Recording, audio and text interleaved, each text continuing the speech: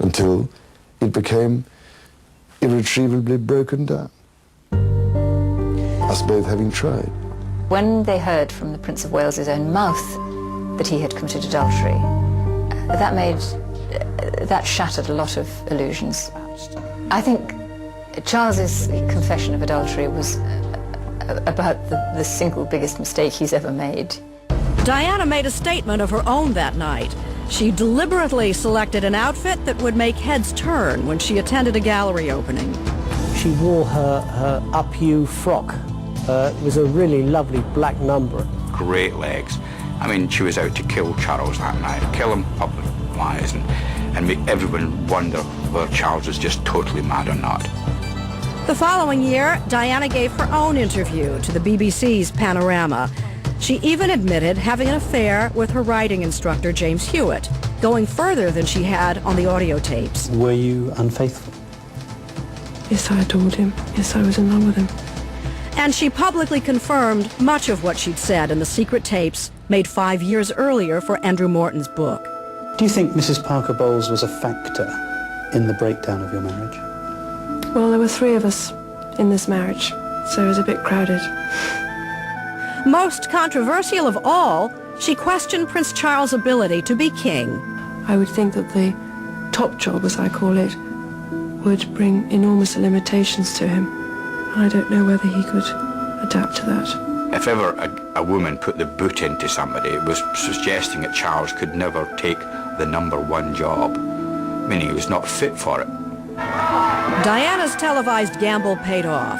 As it did when the Morton book hit the stores, the public response was overwhelmingly sympathetic, though she was skewered by Charles' allies, including then Defense Minister Nicholas Soames. It really is the sort of advanced stages of paranoia.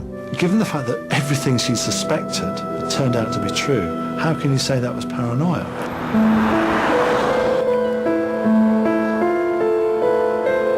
The Queen had had enough. A month after the broadcast, she urged Charles and Diana to divorce.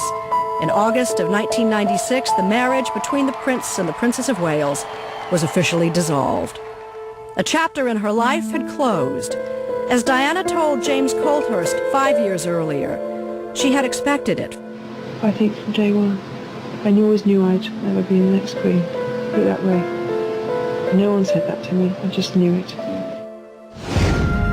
When we return, the deadly crash beneath the streets of Paris. The media were not responsible for Diana's death. Did Diana predict her own tragic end?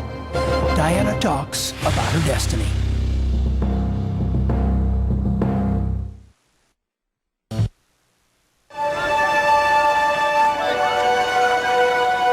Battle-scarred but hopeful, Diana was finally free to pursue the life she wanted, and it would include the romance and affection she craved. I had so many dreams as a young girl, hopes that my husband would look after me, he'd be like a father figure, he'd support me, encourage me, say well done, but I didn't get any of that. So when 1 year after her divorce, a handsome millionaire named Dodi Fayed began to shower her with charm, gifts, and attention, the princess was receptive. Diana had spent most of her life trying to dodge the press, but now she made a point of showing how happy she finally was by orchestrating a photo op on the deck of Dodi's yacht. The Dodi picture on the boat with the kiss and so on, I mean, that was a telephone call between the photographer and Dodi.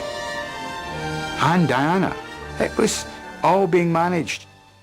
But Diana's relationship with the press had always been complicated. She used them, they used her, and it was a dangerous game.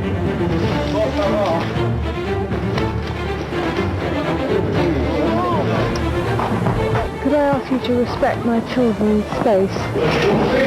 Out. Out. O-U-T, out. Have a nice trip now.